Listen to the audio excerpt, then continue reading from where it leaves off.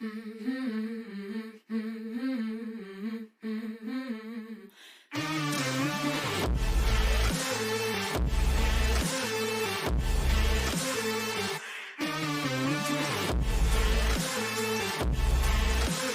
my father's son. My father had an insatiable curiosity about the world, and I'm exactly the same, and it's a characteristic of my family. So I'm continually trying to educate myself. I read voraciously, continuously, and I'm always trying to understand what's happening in the world around me so that I can live the best life possible for myself and my family, understanding the movements of the world that are affecting us, but because it's the butterfly effect. What's happening on one side of the world affects another side because it's moving energy all over the world. It never stops. And so I'm always trying to stay on top of that and the newest advances in science, in business, and so on, all of which, by the way, are interrelated. Nothing is in a vacuum. But we're a CPA firm. We're located in Miami, Florida, fully licensed. And I like to say these days that we're a three-legged chair or a three-legged stool. There's three areas in which we work almost exclusively at this point in my career. We work in the area of forensic accounting because I'm an ex-government agent, and so I was trained to investigate financial matters. We work in the area of corporate governance and regulatory compliance, and in international tax compliance for United States citizens and people coming from other countries or going to other countries with respect to staying on top of and staying in compliance with U.S. tax regulations.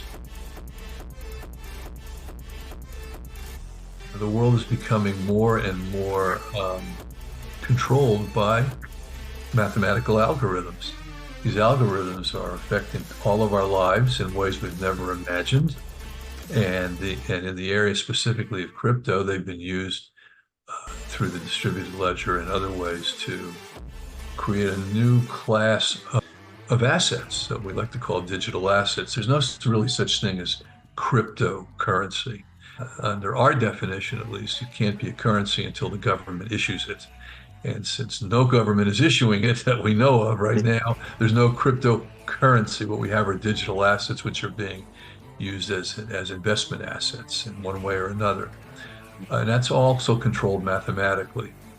And then we have on the other side of it, we now have artificial intelligence, which I see combining with so-called crypto or digital asset movement. And by the way, probably helped create one of the biggest Ponzi schemes in the history of the world. Through so-called crypto, because it's being controlled by a small group of people that we can call, and this is not conspiracy theory, they're called whales, and they move huge amounts of digital assets around the world for their own benefit. And for those that can understand what they're doing, it's great and they can make money with them, but it's being controlled by multi-billionaires worldwide, and it's not a huge group of people. So that's what I see, and I see that these areas have a resurgence, and I'm very happy. By the way, in its infancy, is as we understand it right now, is going to really have a huge effect on the world, and we're just beginning. I think people are going to need a lot of patience to understand what's happening. Get a good night's sleep. That's my recommendation. Get a good night's sleep every night. Don't run to catch the bus. Take your time. You're going to need patience. My recommendations are as follows, okay? Live the best life you can and understand that the world is changing. There's going to be unemployment in ways we've never seen it before because of artificial intelligence.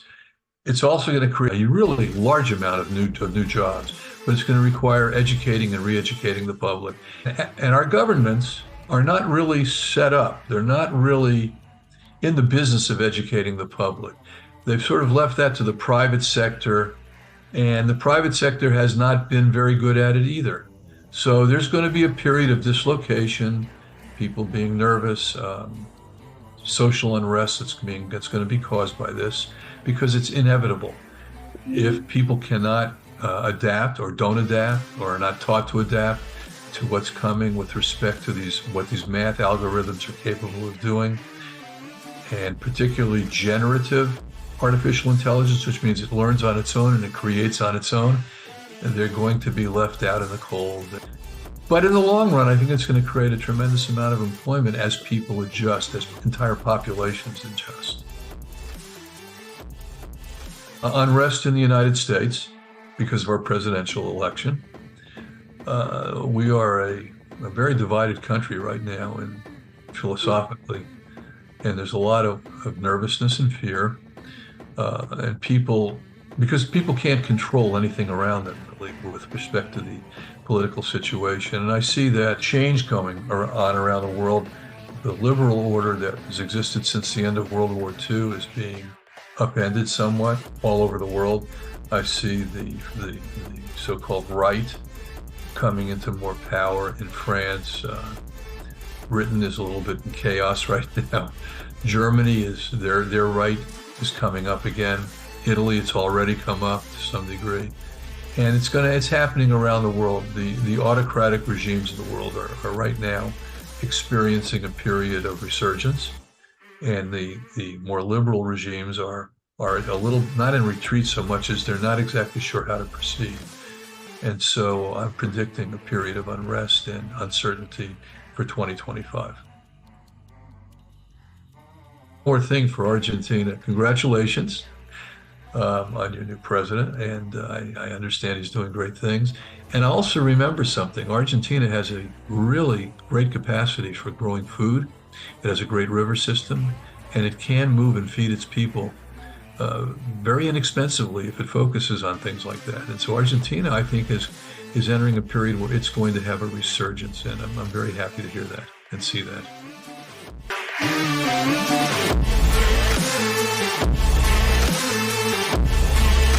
You don't have